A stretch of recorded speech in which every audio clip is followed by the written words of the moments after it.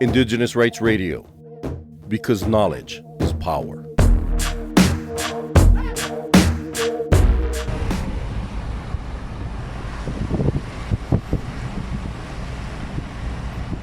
Ke kgantsa ka setso sa kwa gae ebile ga ke itlhabelele ditlhong motho a ka re ke sebete e le tota ka boikgantsho baka nna ke Motswana e le tota ke kgantsa ka puo ya bomma ebile ga ke jewe ke kgala le seng le gonnye nna ke mmina tau tota setso le ngwao ya bomma e nthutile ebile e mpethile motho yo ke leng mo gompieno ke Motswana yo maikgantsho.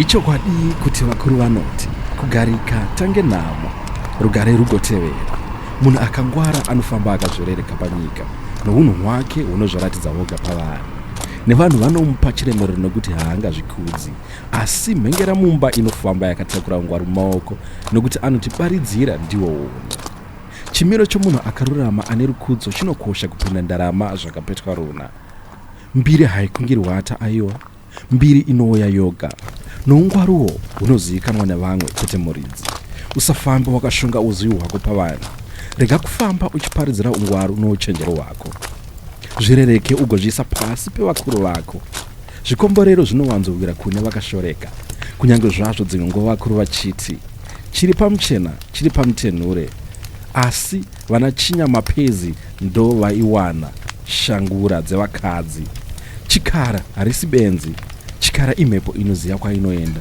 varanda vakarurama vakazova machinda ashe vakazopedzisira vapuwa rimwe divi kuti vatonge sechipo chounhu nedikita ravo.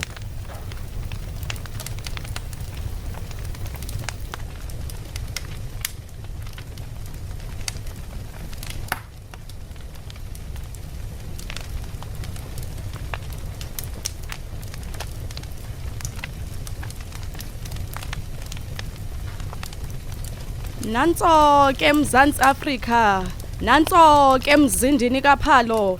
Isambulukeze yasongani inamba enkulu, isezela umoya ophephezelayo kwesibhakabhaka, inyuka iminqantsi welimifula icanda amathafi khweza amathambeka, isishiya ngasemva kumzolozolo kwezulu emva kwezandyondyo zemvula. Gxebe sishiya sicholachola kuthotho noqozo lwamava okuthula noxolo.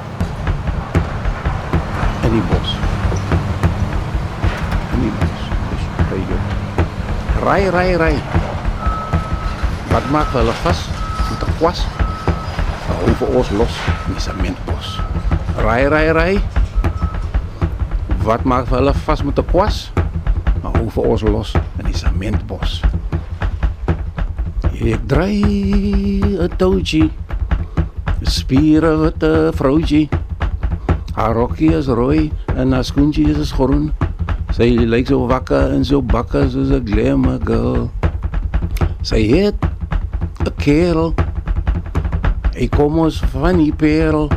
Sy naam is Kraimerietje Rotta, Kerry Stiekspet en Apie hare. Los dis amentbos.